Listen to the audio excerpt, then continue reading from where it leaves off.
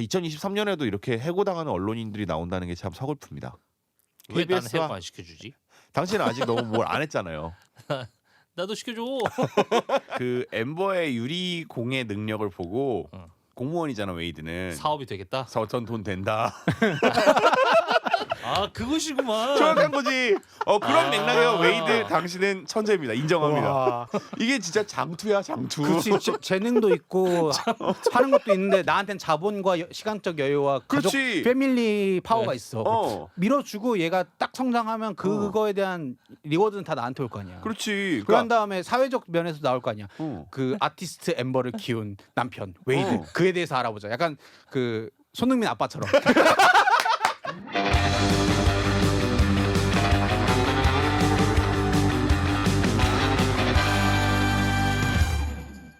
자, 망해가는 방송국에서 만드는 영화 팟캐스트 19번째 이야기. 18번째 아닌가? 아 19번째. 19번째가 맞대요. 아, 제가 벌써? 뭐 얼마나 됐다고. 뭐 대단한 방송도 아니고. 아, 솔직히 횟수를 우리 까먹으면 요새 어떡해. 셋 다 정신 없잖아요. 힘들어. 솔직히 지금 기믹이 녹음하는 것도 이 시간 만드는 것도 이제는 시간 빼기가 각자의 위치에서 쉽지 않아진 그런 상황 아닙니까? 뭐 망해가는데 이렇게 바빠. 그러니까 원래 그 저기 폭탄이 터지기 전야가 제일 무섭다고. 원래 근데 그럴 때는 고요하고 그래야 되잖아요. 근데 여기 왜 이렇게 안에서 시끄러운가? 아, 우리 빼곤 다 고요하지 않습니까? 그래서 더 문제야. 뭐 항상 그랬지만 우리 회사는 움직이는 사람들만 움직이고 가만히 있는 사람들 항상 가만히 있는 이 처참한- 파란색 좀 올려야겠는데요? 아 그래요? 미안해요. 네, 좀 작어. 편집하는 사람이 알아서 하겠지 뭐. 뭐 이 정도야 다 집어넣어도 되죠 뭐. 아이 뭐 그런 건 되시고 일단 자기소개 먼저 해주시죠. 네, 웅PD입니다. 네 요새 너무 바쁜 윤영원 PD입니다.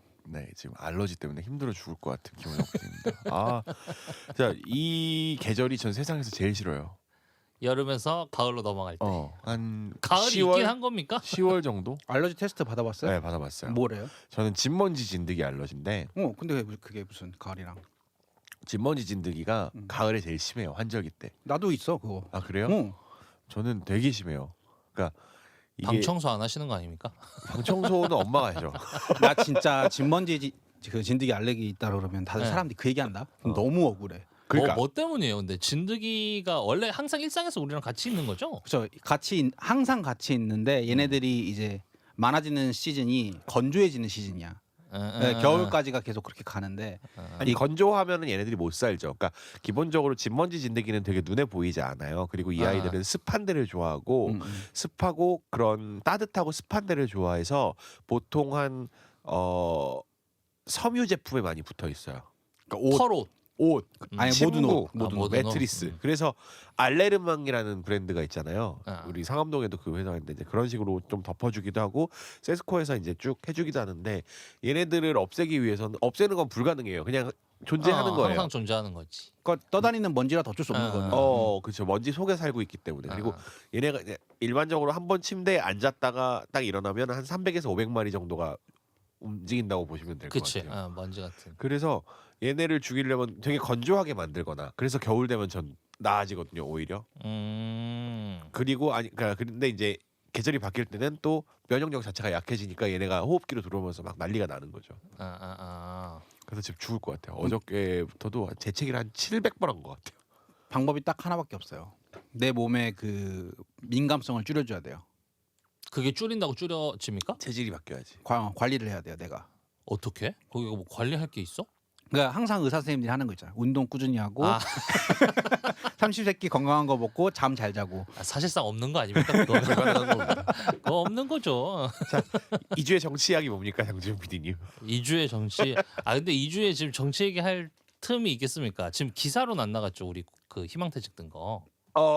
지금 전체적으로 희망퇴직 우리 건 나갔죠. 우리 건 나갔고 그 JTBC도 희망퇴직을 받기 시작했어요. 그러니까 근데 JTBC와 여기는 조금 다른 부분이 JTBC의 적자는 한 3년 정도 됐어요. 3년 전부터 적자 폭이 이루어졌고 사실 저는 그 시점은 손 사장의 뉴스룸이 종료된 이후라고부터 봅니다. 그러니까 JTBC가 보도에 있어서 그런 분야를 그쪽을 이제 키우지 않기로 마음을 먹었고, 근데 컨텐츠 분야 쪽에서는 계속 돈을 쓰는 데고 그러다 보니까 적자폭이 너무나 커질 수밖에 없어서 이제 JTBC의 희망퇴직이 이제 나왔다면 TBS 같은 경우에는 국민의힘 시의원들과 국민의힘들이 니들 없어져라 해서 없어지는 거니까요. 그렇죠. 정치적인 이유로 없어지는 건 사실 그게 가장 크죠. 근데 이제 보면서 하나 그 공통점은 있어요. 이게 일을 벌이는 자와 이 피해를 봐야 되는 자는 항상 다르다는 거. 그러니까 JTBC도 사실상 경영진이 책임져야 되는 문제가 노동자에게 내려가고 있는 거고, 여기에 문제도 사실 정치인들끼리의 문제가 이쪽으로 내려오면서 사안이 벌어지고 있는 거고.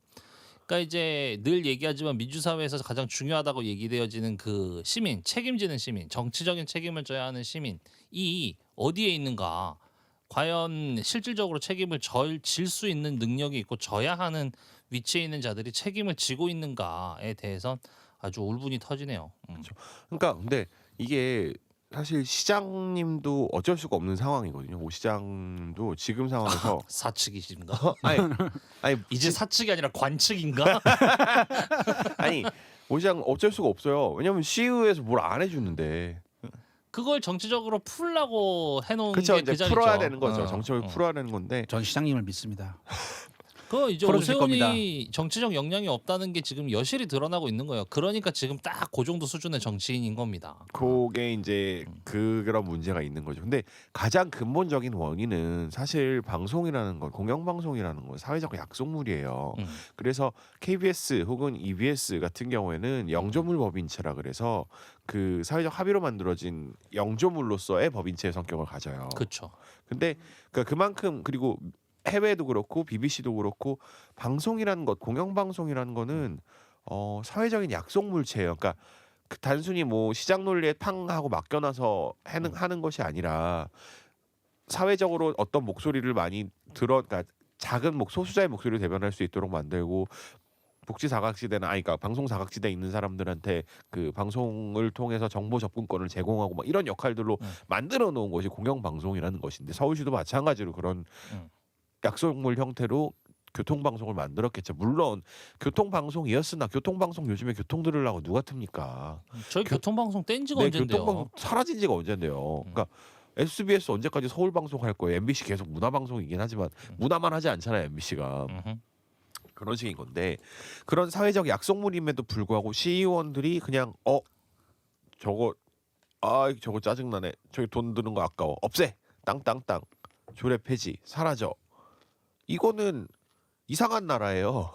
그러니까 그런 논리를 시장 논리로 접근하는 것부터도 사실 좀 의아하다고 항상 얘기하는 게, 만약에 여기다가도 똑같이 그렇게 시장 논리를 접근하고 싶으면 정치의 영역도 똑같이 동일하게 평가를 받아야 됩니다.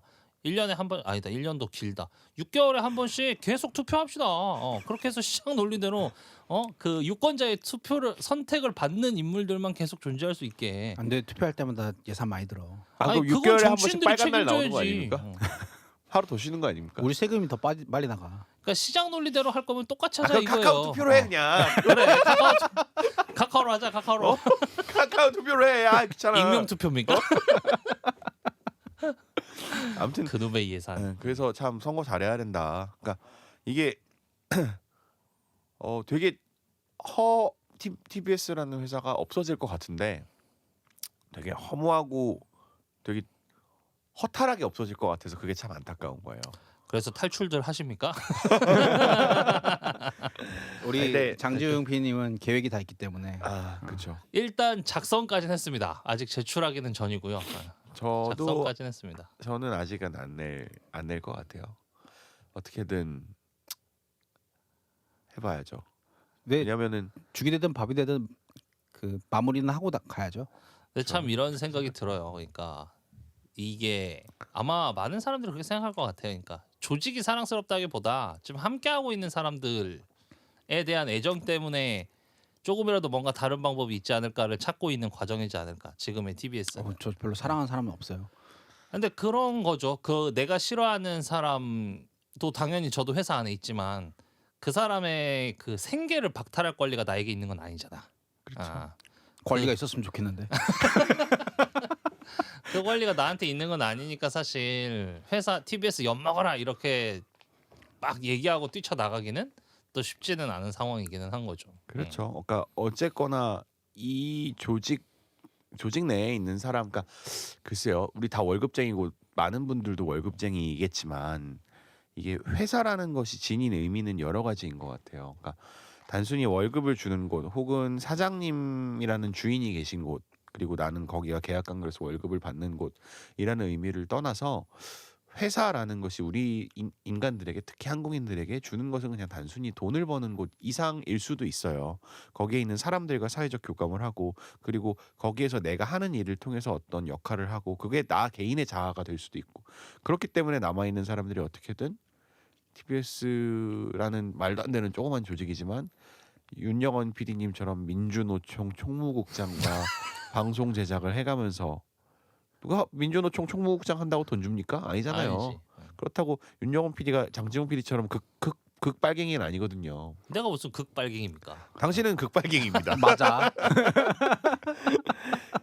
막 그런 거고 장지훈 PD도 사실 그런 맥락으로 이 회사에 들어오셨고 그런 것들이 안타까워요. 그래서 많은 사람들이 저희 이게 회사가 없어지더라도 이때의 상황을 좀 기억하셨으면 좋겠어요.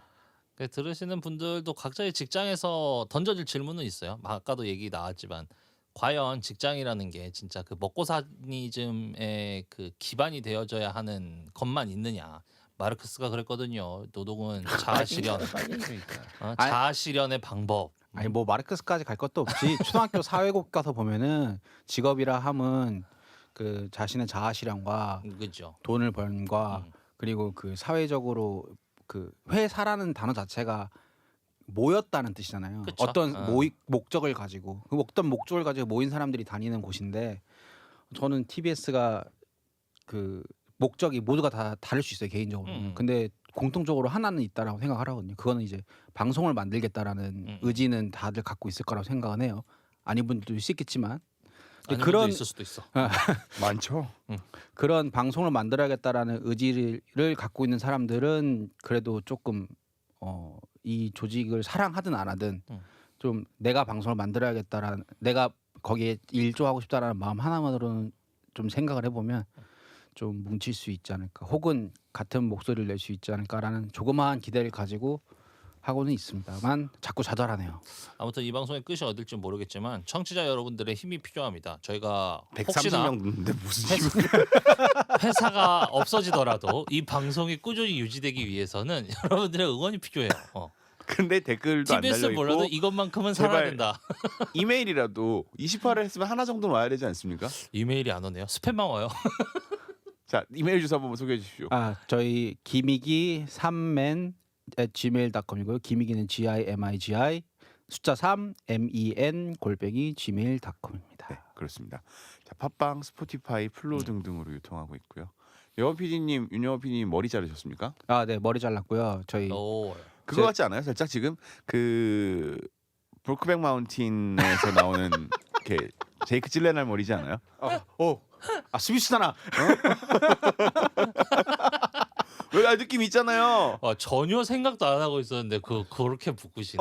아니 좀 이따가 저기 사무실 가서 격하게 할 것 같은 느낌인데. 얼굴도 좀 그래야 될 텐데. 살짝 그런 느낌이 사실 있어요. 와이프가 한 3개월에서 5개월 전부터 저한테 자꾸 다운펌을 하라. 다운펌을 하라. 다운펌. 옆머리 뜨는 게 너무 꼴보기가 싫다라고 해서 미루다가 이제 여름에는 내가 너무 덥다, 기를 수 없다. 이거 하려면 길러야 된다라고 해가지고 가을이 왔으니까 이제 핑계가 없더라고요. 그냥 길러서 다운펌을 해버렸죠. 저는 요새 일부러 머리를 기르고 있습니다. 그러니까 얼마나 기르시려고요? 저 약간 그 우리 사극 보면 그 약간 뭐 신라시대 화랑이라던가 난 순간 여기 약간 위에 호위무사 같은 뭘 트겠다는 줄 알았어요. 맞아요. 그래서 상투하려고? 나중에 트시겠다고? 그걸 괜찮네요. 하려고 기르고 있습니다. 아주 자유분방한 머리가 되어 보려고요. 그 MBC 예능국의 권성민 선배라고 계십니다. 그분도 그 머리 하셨나요? 권성민 PD님이라고 계신데 그분의 이제 스토리를 설명을 해드릴게요. 그분은 이제 한 번도 언론사 준비를 한 적이 없었는데 한 번 마지막으로 했던 MBC 예능국에 들어가셨어요. 근데 이제 그때가 MBC 파업때였고 그래서 막내 예능국 PD인 권성민 PD가 오늘의 유머에다가 저는 엠빙신 PD입니다라는 글을 썼어요. 그 글을 써서 그 글 내용에는 왜 MBC가 지금 이렇게 무력할 수밖에 없는지, 그럼에도 불구하고 여러분들이 왜 이 사태에 관심을 가져야 하는지, 더 MBC를 욕해달라, MBC가 엠빙신이 될 때까지. 근데 옛날에 마봉춘을 만들었던 사람들 아직 여전히 있다. 무력하고 힘들고 괴롭지만 이미 전쟁에 졌기 때문에 최소한 자기가 할 수 있는 선에서 그 어마무시한 압력과 지시들을 조금씩 견뎌내며 살아가고 있다라는 것을 오늘의 운명에 올렸다가 그게 이제 문제가 돼서 징계받았죠. 징계를 받아 인천지사로 먼저 발령을 받고요. 거기에서도 이제 자기의 상황들을 웹툰으로 그려내는 걸 하다가 결국 해고가 당했습니다.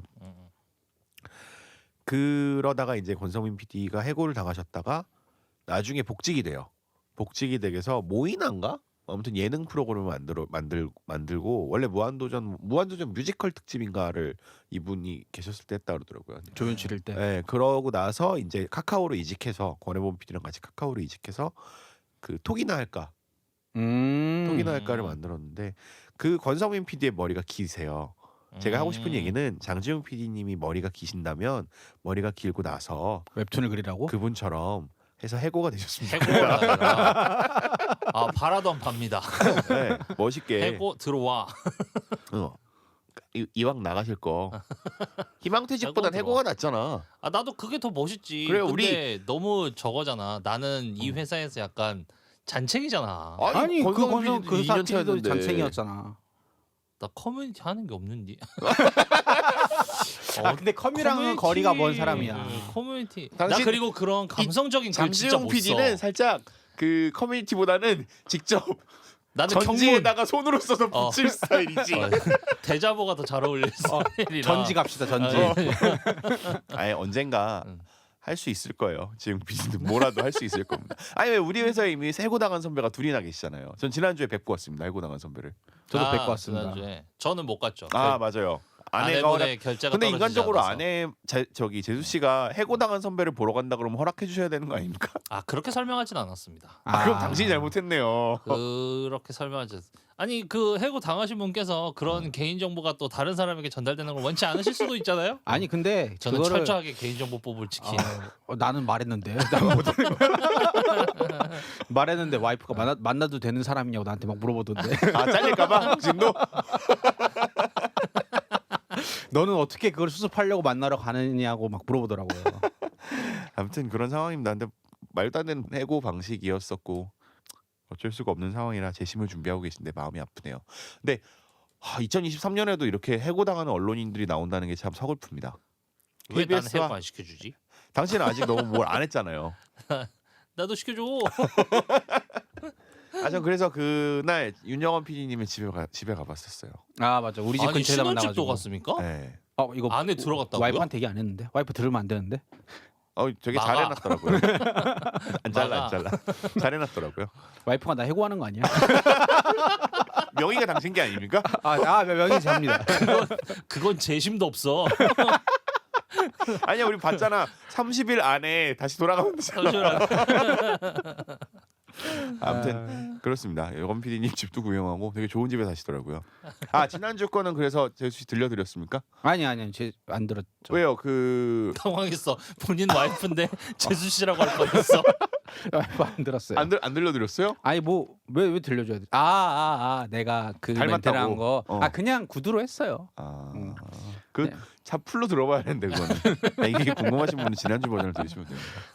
자 이번 주 영화 엘리멘탈입니다. 엘리멘탈 이거 디즈니 픽사 작품이고요. 제품이요? 작품. 2022년에 나왔습니다. 맞나요? 그랬던 것 같아요. 네. 작년에 봤던 것 같아요. 저는 영화관에서도 봤고 이 영화 같은 경우에는 처음에보다는 나중에 입소문이 퍼졌어요. 처음에도 처음에는 그렇게 막 팡팡 터지지 않았다가 기본적으로 마케팅을 되게 세게 한 작품이 아니었고 겨울왕국처럼 뭔가 팡 하고 터진 게 아니라 이제 애니메이션 같은 영화들의 공식이 있습니다.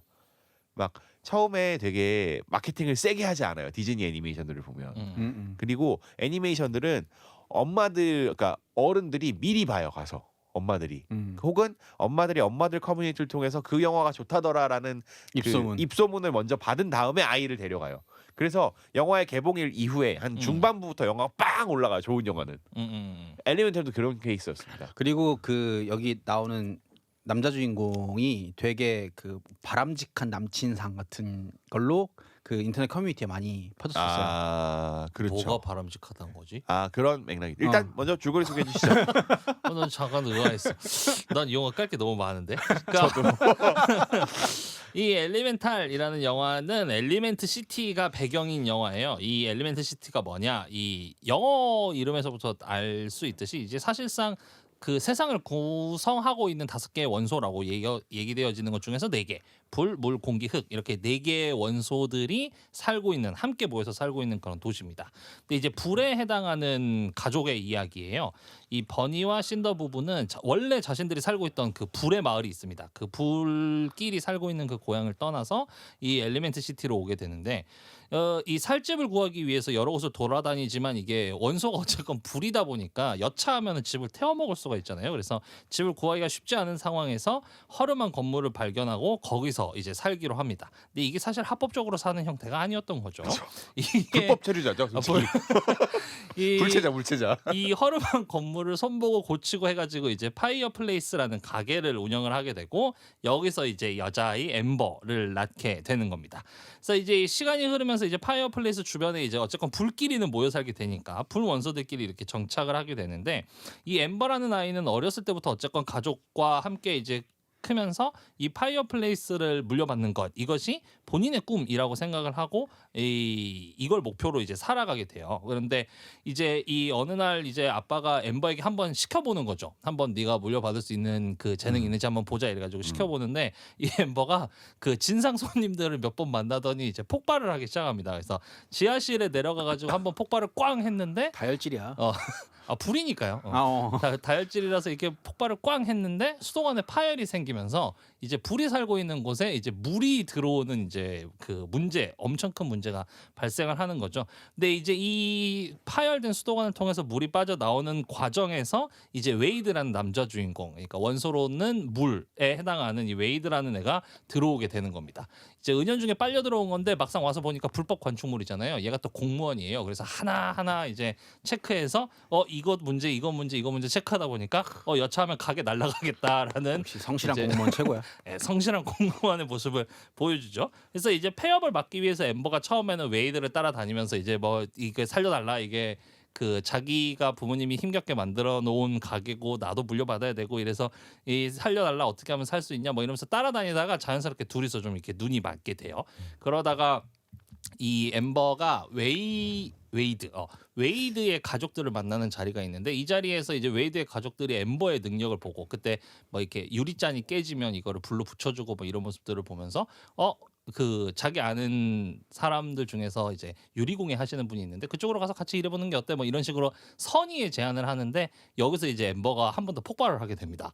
이게 그동안 자기는 이제 파이어플레이스를 받는 것만이 꿈이라고 생각하고 그렇게 살아왔는데 알고 보니까 그게 아니었다라고 이제 스스로 느끼게 되는 거죠. 그래서 어쨌건 이 둘이 이 과정에서 또 마을에 그 이렇게 수로가 터지는 일도 발생하고 이런 어려움들을 어쨌건 웨이드와 함께 헤쳐나가면서 자연스럽게 이제 엠버는 파이어플레이스를 물려받는 게 아니라 웨이드와 함께 이제 본인이 원하는 이 요리공예를 하는 일이나 어쨌건 다른 일을 하게 되는 거죠. 본인의 꿈을 찾아서 떠나는 내용의 애니메이션입니다. 윤여 PD님 어떻게 보셨습니까? 그 줄거리 끝났나요? 네, 이거지. 그쵸. 그 얘기가 빠져가지고 식물원. 식물원? 바바스테리아? 바바스테리아인가? 왜 그게 중요하다고 생각하시죠? 뭔가 약간 중요하긴 할 수 있어. 둘이 이제 서로 이 마음을 확인하는 과정이었잖아요. 그게 마음을 확인하는 과정으로도 볼 수 있고 저는 그게 이제 일종의 본인 그 엠버의 어떤 꿈 불가능했던 꿈을 이제 웨이드를 통해서 이루는 과정으로 보일 수도 있으니까. 저 웨이드가 다이아몬드 반지를 사주는 것 같은 느낌을 받았는데. 뭐 비슷하죠. 변하지 않는 것을 전달해 주는 거니까. 그쵸. 그래서 이 영화 자체는 이거 개봉했을 당시에 많이 떠돌아다녔던 얘기가 이 감독이 한국인이다. 한국과 관련 출신. 한국계 미국인이고 한국계 미국인이 그 자기 부모님이 미국에 이민 와가지고 고생했던 사실들을 가지고 바탕으로 이런 애니메이션을 만들어냈다라고 해서 그런 부분에 있어서 약간 뭐랄까 처음에는 이게 그냥 단순히 봤을 때는 그 남녀 간의 사랑 관계고 약간 불가능을 넘나드는 불멸의 사랑 이런 느낌일 수 있지만 약간 다문화적인 커뮤니티의 화합을 좀 더 중심적으로 보면은 약간 우리나라도 지금 그게 곧 오고 있는 상황이고 부인할 수 없는 사실이니까 약간 그 여러 커뮤니티가 함께 어울려서 화합해서 사는 그런 모습을 보여주는 게 좋지 않았나라고 생각을 했고 우리도 좌파랑 우파도 되게 좀 사이좋게 지냈으면 좋겠다 그렇게.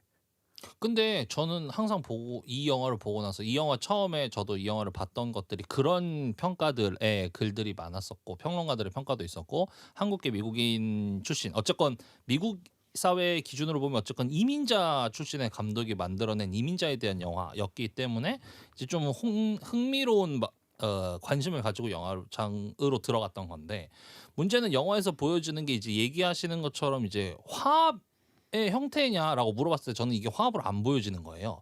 그러니까 보통 우리가 이민 정책을 얘기하거나 이민자 사회, 다문화 사회를 얘기할 때 기저에 깔고 있는 건 저는 그 용광로 이론이라고 생각을 하거든요. 모두가 섞여져 있는 상태. 근데 엘리멘트 시티를 보면 다 떨어져 살고 있어요. 같이 사는 듯해 보이지만 그게 이론이 여러 가지가 있는데 용광로 이론도 있고 샐러드볼도 있고 한데 비빔밥 이론도 있고 뭐 이런 식이죠. 사실상 용광로는 어렵다는 거를 요즘에는 이제 점점 그 이론 자체가 그 힘을 잃고 있고 대부분 다 샐러드볼 이론이 더 이 정도면 거의 이자스민 의원 데리고 와야 되는 거 아닙니까? 그것도 생각해봤어. 근데 샐러드볼이라도 똑같은 거예요. 그러니까 예를 들어서 샐러드볼 이론의 핵심은 이게 그러니까 예를 들어 한국인, 중국인, 미국인, 일본인이 있을 때 얘네들의 그룹들이 자연스럽게 섞여 있는 상태에서 한국인의 문화, 중국인의 문화, 일본인의 문화 이 문화들이 고스란히 살아 있는 거. 각자 그게 중요한 건데 여기는 사실상 같은 도시 안에 소속되어져 있을 뿐이지. 구획도 나눠져 있고 서로의 교류를 할 만한 어떠한 시스템을 갖추고 있는 도시는 아닌 거죠. 근데 그게 어쩔 수가 없는 게 예를 들어서 이제 미국이나 그런 도시들 가보면 항상 그런 게 있어요. 차이나타운, 코리아타운 그리고 우리나라도 어떻게 보면 인천에도 보면 차이나타운 이렇게 있잖아요. 근데 이게 만약에 그렇게 말씀을 구역이 나눠져 있다는 것 자체가 좀 문제다라고 얘기는 하시는데 그 구역이 나눠 있음 자체가 그 도시가 갖고 있는 여러 가지 캐릭터들을 보여주는 거거든요. 근데 만약에 그 구역들이 그쪽 사람들만 갈 수 있고 그쪽 사람들만 영유하는 문화야라고 한다면 그건 문제지만 그 같이 있는 예를 들어서 뭐 캐나다에 있는 사람들이 거기 가서도 즐기고 여기 있는 사람들도 캐나다 구역에 가서 즐기고 뭐 이런 그 왔다 갔다 상호 그 교류만 있으면 크게 문제가 없다라고 저는 생각을 하거든요. 저도 이 영화의 내용 자체의 문제라기보단 나는 이 영화를 우리나라에서 인터뷰했던거나 평가했던 내용들에 기반했을 때 이제 그런 설명과 평가들이 무언가 잘못되었다라는 지적인 거예요. 그러니까 마치 이 영화가 어떤 다문화에 대한 어떤 다문화를 소재로 하고 있는 영화의 어떤 이정표처럼 엄청 과대해서 평가했던 거다라는 그러니까 그러한 평가에 기대서 이 영화를 보려는 생각이라면 그래서는 안 된다라는 얘기. 근데 사실상 우리나라에서 다루는 다문화 영화 자체가 대부분 다문화가 들어간 영화 자체가 이렇게 우리나라 영화는 아니지만 나 완득이 같은 영화 괜찮았어. 근데 완득이 같은 영화는 전 개인적으로 그 존재들을 불쌍한 존재로 봐요. 물론 그런 비판이 있었죠. 그게 좀 저는 좀 맞아. 미스라고 생각을 하거든요. 불쌍한 게 아니라 똑같이 우리랑 같은 생활을 영위할 수 있는 같은 동일선상에서 봐주길 바라는데 뭐 이자스민 씨도 거기 나왔죠. 맞아요. 거기서는 이제 불쌍한 존재로만 본다는 것 자체가 조금 어떻게 보면 차별적인 부분이지 않나라고 생각해요. 전 너무 두 분이 어렵게 생각하시는 것 같아요. 이 영화는 다문화를 다루긴 다룬데 이제 지훈 PD가 생각한 처럼 심하게 다루지 않았지만 중요한 건 이게 애니메이션이라는 거예요. 그러니까 그냥 다양한 사람들이 섞여서 잘 사네 정도의 메시지만 주면 된다는 거지. 그러니까 그러면 인터뷰나 평론가들의 평가도 그 정도로만 해야지 왜 마치 되게 피시한 영화인 것처럼 이제 평론을 했냐라는 거야. 그 사람들은 그거로 먹고 살아야 되는 사람들이니까요.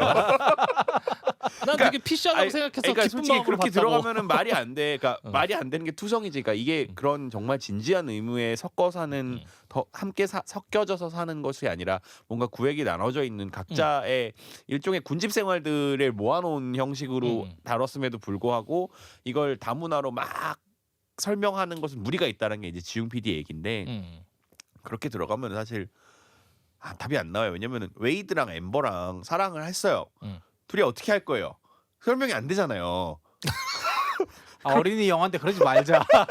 애니메이션 아니 그렇다는 어린이 거지 내 영화. 말은 그렇다는 거지 어떻게 할 거예요? 그러니까 그게 궁금하긴 한데. 그러니까 그래서 그냥 이게 하나하나 논리적으로 생각하면 사실 말이 안 되는 건 투성이기 때문에 순간적인 장면들, 순간적인 씬에서 나오는 감정들로 그냥 이해하고 받아들이는 게 전 좋을 것 같아요. 그러니까 그런 거죠. 예를 들어서 이 두 사람이 우리가 방금 질문했던 게 이 둘이 어떻게 할 거야였잖아요. 어떻게 할지는 알려주지 않아. 그러니까 자손 번창을 어떻게 할 거냐 이건 거죠. 그렇죠. 뭐 뭐든 그런 거를 아니면은 뭐 이렇게 키스를 어떻게 할 거야도 뭐 안 나오잖아. 알 수 없잖아. 근데 그렇게 설명하는 게 아니라 이 영화는 어떤 식으로 설명하냐면 이루어질 수 없는 두 사람이 어떻게 사랑할 수 있는가, 어떻게 왜 어울릴 수 있는가의 장면을 그 엄마의 촛불로 설명한다는 거예요. 촛불을 놓고 엄마가 얘기하잖아요. 웨이드한테 이 남자는 여기에 불 못 붙이지. 근데 웨이드가 잠깐만요. 그래서 우통을 까잖아요. 옷을 벗잖아요. 그러면서 이제 거기에 쭉 모아가지고 불을 비추. 저는 이런 식으로 이 애니메이션은 그런 것들을 설명을 한다는 거죠. 그런 의미에서 되게 애니메이션을 애니메이션으로 봐야 한다라는 거고, 그러니까 그래서 그냥 되게 애니메이션적으로는 되게 좋은 애니메이션이었던 것 같아요. 근데 저는 엠버가 좀 별로였고요. 엠버는 쌍년입니다, 진짜. 모든 영화가 다 쌍년이야. 그리고 웨이드는 왜 웨이드가 좋은 웨이드를 이상형이라고 하는 여성들이 되게 많아요. 엄청 이기적이야. 많아요. 그거 되게 이기적인 거 이기적인 아니야? 원래 거거든요. 사람은 다 이기적인 거예요. 근데 웨이드는 여기서 그냥 호구예요, 호구. 그러니까 웨이드는 호구예요. 왜냐면은 물의 속성이 호구인가? 일단 울죠. 그리고 웨이드는 이미 다 가지고 있어요, 자기는. 이 엘리멘탈 시티에서 물은 귀족층이에요. 어디든 엉킬 수 있지. 주류예요, 주류. 뭐 물은 주류예요. 어. 불은 이민자라고 보면 그렇지. 되고, 물은 그 사회의 주류고, 집도 일단 가는데 집도 잘 살잖아요. 엄마 아빠 나오고 온 가족이 커. 집도 크잖아요. 집에 높은 수영장 곳이고. 집에 수영장 있고. 맞아요. 그래서 거기다 공무원이고, 그러니까 기본적으로 주류인데 엠버는 가난해요. 가난하고 자영업이고. 자영업자예요. 근데 그게 그 엠버의 아집을 만들어내요. 그러다 보니까 애가 비틀려 있고 꼬여 있어요. 꼬여 있어. 웨이드는 계속 그걸 받아주고 감싸주는 거거든요. 근데 이 관계는 건강한 관계가 아니에요. 그렇지. 웨이드는 호구고 엠버는 쌍년인 거예요. 그래서 웨이드가 좋은 남친이다 하는 거는 자기 생각을 바꿔야 돼요. 아 그래? 근데 엠버를 사춘기 소녀라고 상정해놓고 생각을 해보면 또 그럴만하다라고 볼 수 있어. 근데- 난 그게 불편하진 않았어. 근데 사실 우리가 남자라서 그렇게 느끼는 거지. 그러니까 거꾸로 생각해봐요. 예를 들어서 그 엠버가 남자 역할이었고 웨이드가 여자 역할이었어. 나는 그래도 동의를 했을 것 같은데. 그러니까 뭔가 그러니까 사람은 이기적인 면이 있기 때문에 나보다 상대방이 좀 더 마음의 여유나 시간의 여유나 그 자본적인 여유가 있었으면 좋겠다라는 바람은 그냥 보편적인 상식이에요. 그러니까 그게 아니라 이게 남자와 여자의 차이가 아니라 엠버라는 캐릭터 자체가 상당히 이기적인 캐릭터라는 거죠. 그리고 웨이드는 호구라는 캐릭터인 거죠. 그래서 웨이드를 좋아하는 마음은 그 되게 이기적인 마음이라는 거죠. 이걸 보는 사람의 입장에서도. 난 그건 동의 못 하겠어. 표현하는 과정이 이기적이었다. 나는 그걸 그냥 사춘기 소녀 정도로 생각하면은 괜찮다. 그러니까 만약에 그게- 그들이 성인이었다면 모르겠는데. 모르겠을까. 되게 꼬여 있어요. 그러니까 엠버는. 그래서 엠버는 있지. 고집이 세지. 되게 꼬여 있어서 되게 웨이드를 끊임없이 상처를 준다니까요. 그걸 불의 특성이라고 상정한 것 같아. 뭐 그렇겠죠. 근데 일반적인 관계에서 그렇게 상처를 주고 자신의 본심은 드러내지도 않으면서 웨이드를 계속 밀어내고 안 된다 그러고, 웨이드가 착하고 멍청하니까 거기 서 있는 거지. 일반적인 사람이었으면 집에 갔죠. 나는 웨이드가 마음이 넓었다고 생각해. 그러니까 저는 호구라고 생각합니다. 제 친구가 만약에 그런 사람이 있잖아요. 그러면은 막 그렇게 당하고 와서 이제 친구들 불러 술 먹을 거 아닙니까, 웨이드도. 근데 이게 애니메이션이라고 그럴 수 있어요. 만약에 엠버 역할 이거를 만약에 실사화한다고 생각을 해봐. 그래서 만약에 엠버 역할에 그 뭐 배우? 수지, 어. 아이유, 뭐 박은빈 이런 분들이 들어가 있어. 아니 근데 근데 캐릭터는 똑같아. 국민 그럼 쌍년 되는 이해할 거예요. 수 있잖아. 이해할 수 있잖아. 그럼 그럴 수 있지. 그들이 그러면 그럴 수 있지. 응. 그러니까 나는 누구보다 그러면 너그러워질 수 있어. 이 얘기는 엠버가 못생겼다. 애니메이션이라서 판단하기 어렵다 정도. 아 근데 웨이드를 되게 좋은 남친상으로 막 상정하는 사람들이 있더라고요. 되게. 그쵸.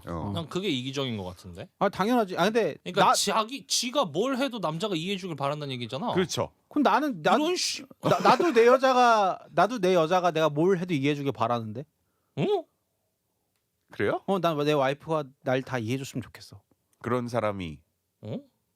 뭐 없나? 라고 믿어요. 아니 그러니까 물론 사람의 마음이 그런데 그렇게 실제적으로 그러니까 내가 그런 나의 모든 것을 상대가 이해해주기 바래라는 마음을 갖고 있다 손치더라도 그러니까 내가 사랑하는 사람만큼은 다 그러니까 그런 마음을 갖고 있다 손치더라도 그렇다고 해서 내 맘대로 하면 안 되지. 예를 그치. 들어서 이게 그런 거잖아요. 그러니까 헤어질 마음이 없는데 그냥 우리 헤어져.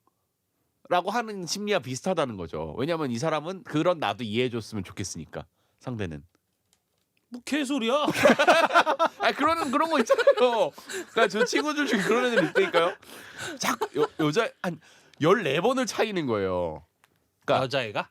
남자애가 자꾸 헤어지자고 하는 거예요. 근데 그게 뭐만 하면 그냥 우리 헤어져 이러는 거예요. 그럼 그런 애를 남자가 만나면 안 돼. 그러면 남자가 또 가서 하루 종일 달래 다음 날. 그럼 다음 날 또 풀어져. 그럼 또 그리고 몇 달 있다가 뭐가 또 삔또하라. 나는 너 별로 안 좋아하는 것 같아. 헤어져. 그럼 애가 또 그때 달래. 그리고 집에 와서 울어. 그거를 14번을 그렇게 하고 그러니까 그거는 건강한 관계가 아니야. 건강한 관계가 아니라는 거예요. 왜냐면은 당연히 나 이해해주기 바라지. 이쪽도 내가 지를 다 이해해주기 바라지. 그런 마음을 갖는 것은 당연하나 그렇다고 해서 그런 마음을 갖는 것과 그것들을 그냥 행동하는 것은 되게 다른 문제라는 거죠. 엠버는 웨이드에 대한 배려가 전혀 없어요. 그건 맞아. 근데 나는 그걸 좀 다르게 봤던 게 엠버는 자기만의 고집이 있었잖아. 나는 이 가게를 물려받고 이 가게에서 계속 아빠의 뒤를 이어야 된다라는 고집이 있었는데 그 어떻게 보면은 웨이드라는 사람이 나타나서 이 엠버의 그 시야를 넓혀줬잖아요. 그렇죠. 세계관을 깨트리는 거죠. 세계관을 일종의 깨주고 아프락사스처럼. 그렇지. 그 알을 깨주는 역할을 했기 때문에 나는 오히려 건강한 관계라고 생각했거든요. 그러니까 물론 이제 그러니까 아무래도 불이라는 특성도 있고 그리고 아무래도 애초에 이 사람의 성격 자체를 캐릭터 자체를 그렇게 잡아놨으니 그거를 당연히 그렇게 남자친구한테 표현하는 게 캐릭터의 일관성상은 맞겠죠.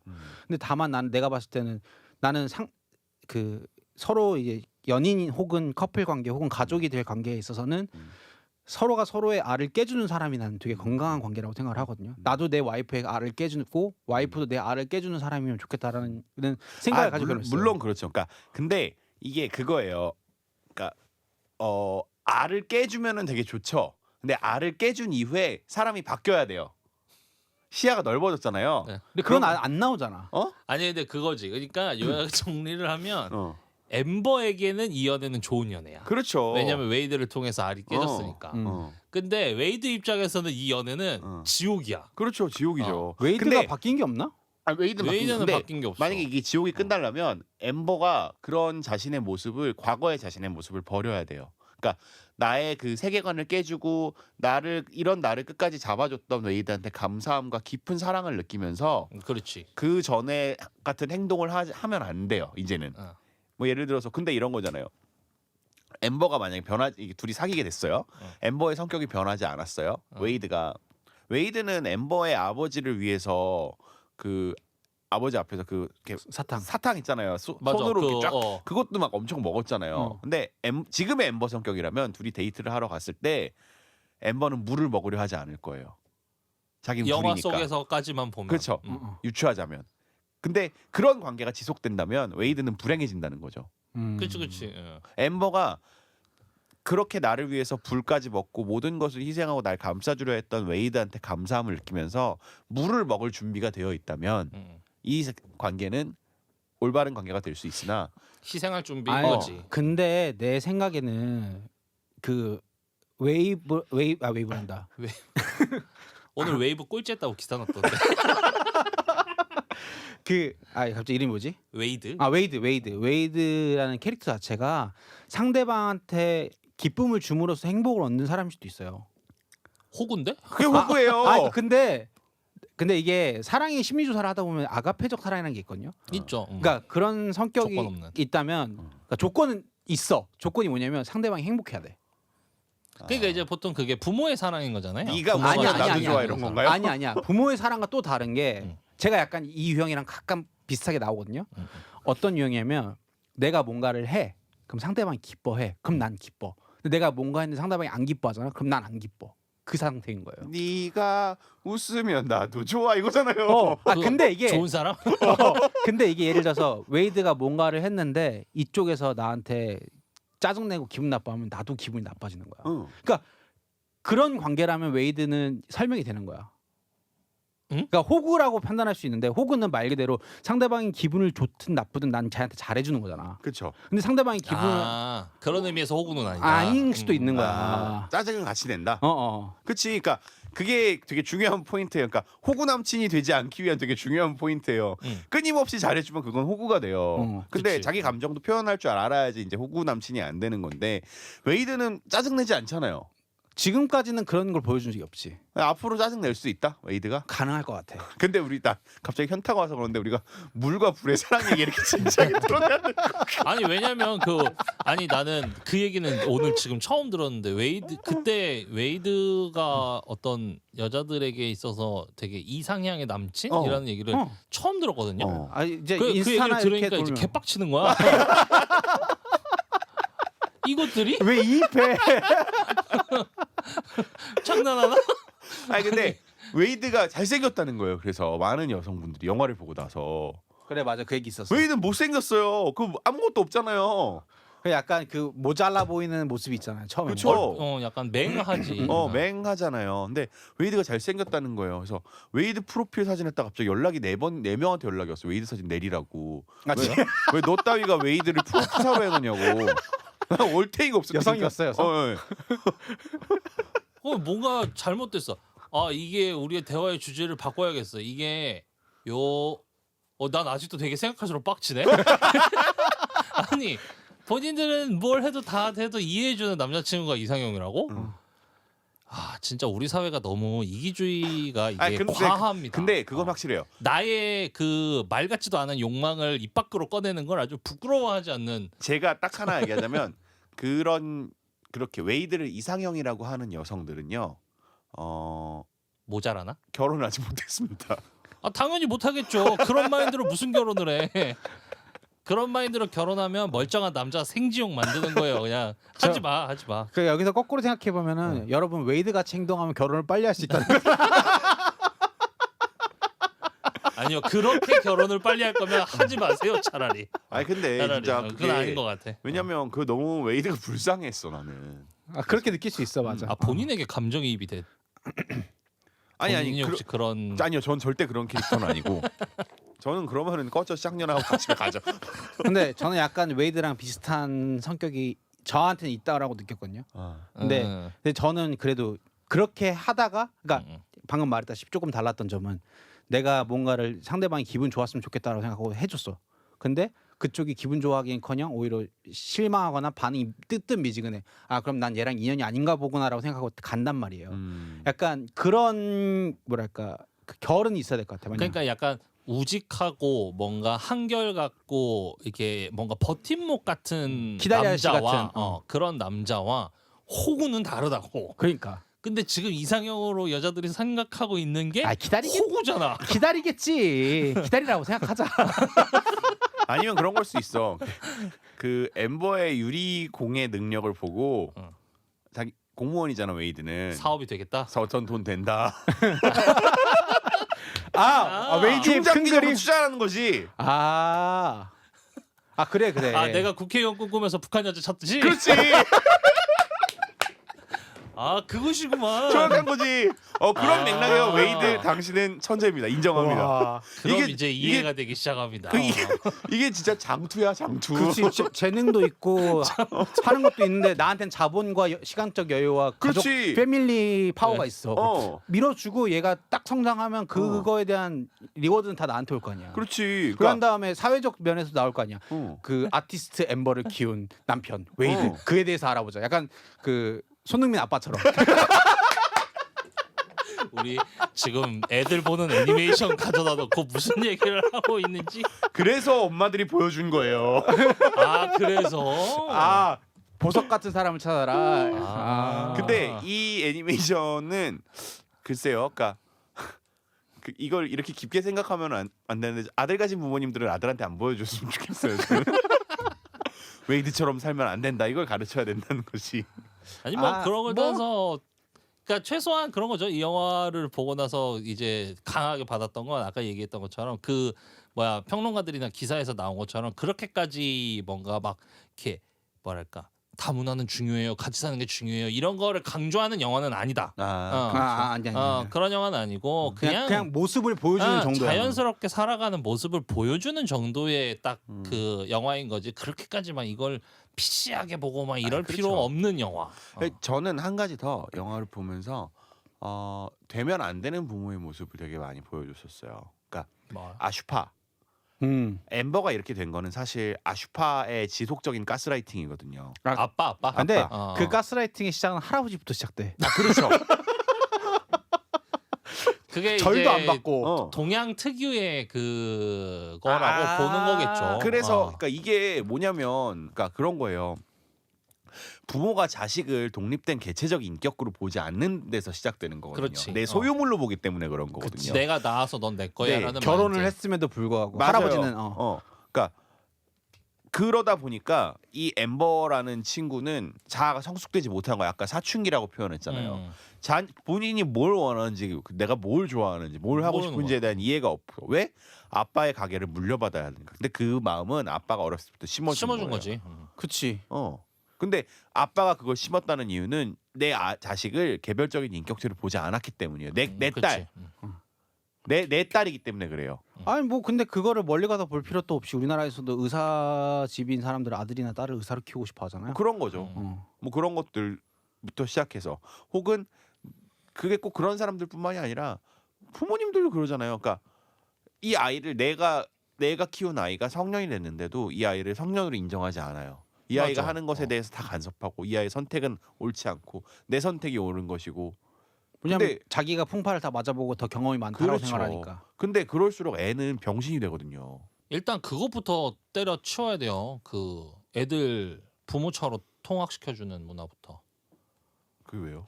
거기서부터 출발하는 거예요. 근데 사실 내 자식을 내 손에서 못 띄겠다 하는 거. 이 건에 대해서 난 제가 좋은데 엄마가 대다줘서 좋았는데.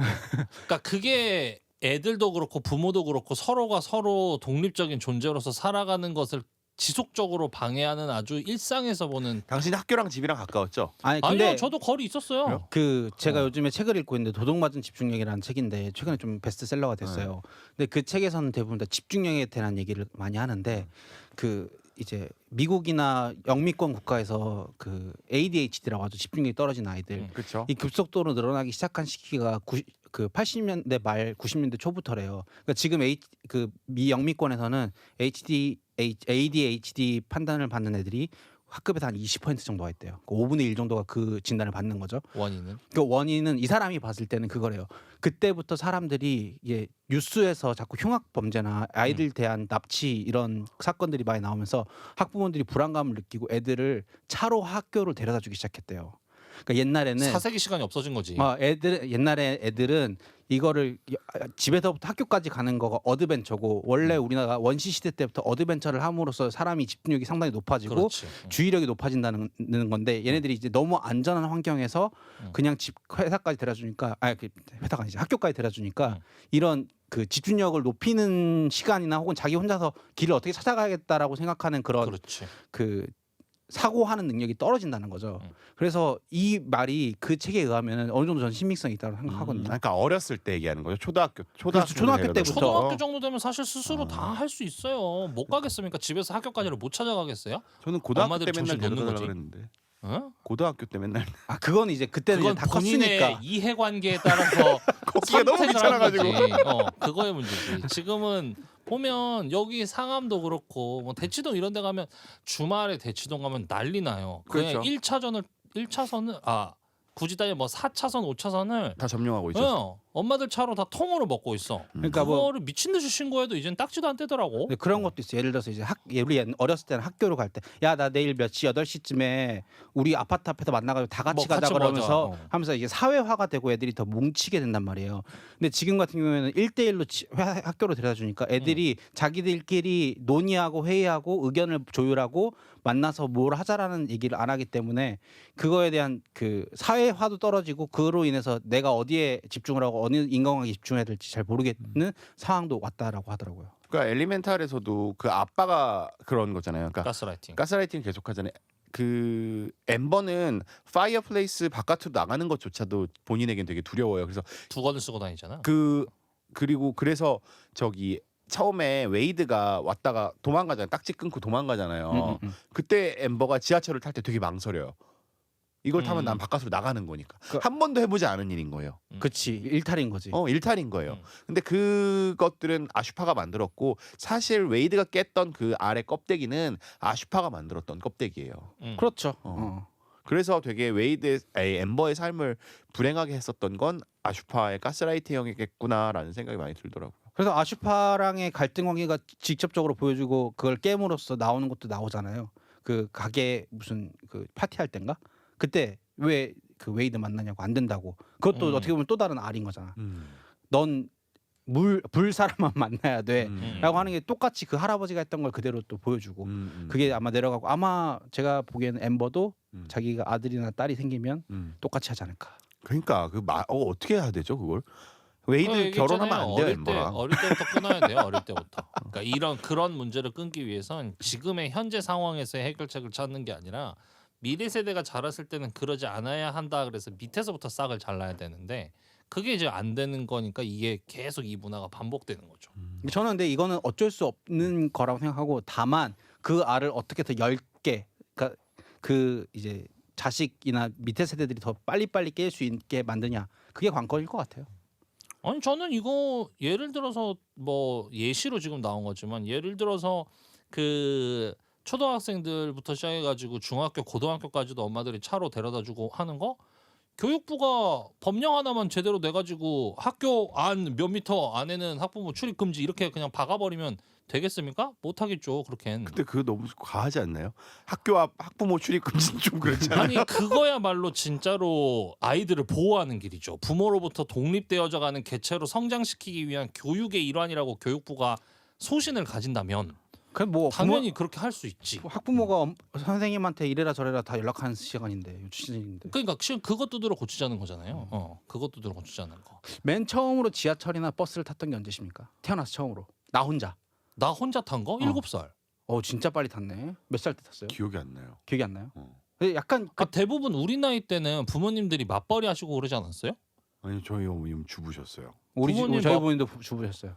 부모님 우리 집 물론 내가 맞벌이라서 조금 빠르기는 했는데 그래도 어쨌건 예를 들어서 하다못해 친구들이랑 놀다가 부모님한테 받는 용돈 모아서 엄마 몰래 게임팩이라도 사고 싶어. 엄마랑 같이 못 나갈 거 아니에요. 나 혼자 나가야 될 거 아니야. 그러면 당연히 내가 나가는 길을 찾아야 되고 이 과정들을 하면서 이제 자라는 거지. 이 지금의 애들에게 그런 이 머리를 굴리는 작업을 할 틈이 있냐? 없으니까. 왜? 부모가 묶어두고 있으니. 그러니까 부모로부터 완전히 떼는 공동 타가소를 운영하는 것이. 그래서 그 부동산 시장에서도 초품화가 제일 비싸요. 초품화가 뭐예요? 초등학교를 품은 아파트. 근데 초품화가 계속 비싸지지 않지 않을까요? 비싸질 것 같은데요. 앞으로도? 앞으로도. 애들이 주는데? 애들이 줄어도. 왜냐하면 어차피 그 초등학생을 가질 수 있는 부모님은 부자밖에 없어요. 부자들끼리 경쟁이기 때문에 그렇게 되면. 그러니까 사회가 도대체 어디까지 망가지려고 하는지 모르겠어 대한민국. 좆됐네. 이민 가야 돼요. 지방 말고 이제 이민 가야 되는. 이민 알아봤는데 너무 힘듭니다. 이민 절차도 빡세고 이게 쉬운 일이 아니더라고요. 캐나다가 요즘에 많이 받아준다는데. 당신 너무 영업이니까 비싸. 갈 수 있겠죠. 기술이 좀 있으면. 너무 비싸. 아무튼 엘리멘탈에 대한 한 줄 평을 마지막으로 해주시죠. 엘리멘탈. 우리 모두 빛나자. 네? 왜 갑자기? 그냥 급 공익 캠페인이 되었네. 그냥 내가 하고 싶은 말이 요즘에. 우리 모두 빛나자. 엘리멘탈 평가보다는 별로고 기대보단 나은 영화. 저는 엠버 같은 여자는 만나지 말고 웨이드 같은 남자가 되지 맙시다. 자 다음 주 영화 뭔가 뭡니까? 지인 게 있는 것 같아. 엠버 같은 뭔가 여자한테. 약간 연애했다가 호구였다가 대인 적 있어요? 다들 있을 것 같긴 다 해. 있죠 그런 거는. 있죠. 있게 있죠. 근데 이렇게까지 막 분노하고 뭐 이러지는 않는. 그러니까 것 답답했어요 저는 볼 때마다 웨이드가. 그러니까 그 같아요. 웨이드 속에 나를 발견했나? 그런 것 같아. 아니 그런 친구들이 있거든요. 주변에 있죠. 있죠. 본인이 행복하면 됐지 뭐. 그치. 안타까워요. 뭐 아무튼 다음 주 자, 다음 주 영화 영화는 뭡니까? 이폴리 어때요? 이프온리 좋죠. 어떻습니까, 원피디님? 이 폰이가 뭔지 모르겠어. 뭐야? 안 봤어요. 돌아오는. Let's go. 네, 이폴리 가겠습니다. 오케이. 할 다음 얘기 주 영화는 이폴리입니다. 안녕. 안녕.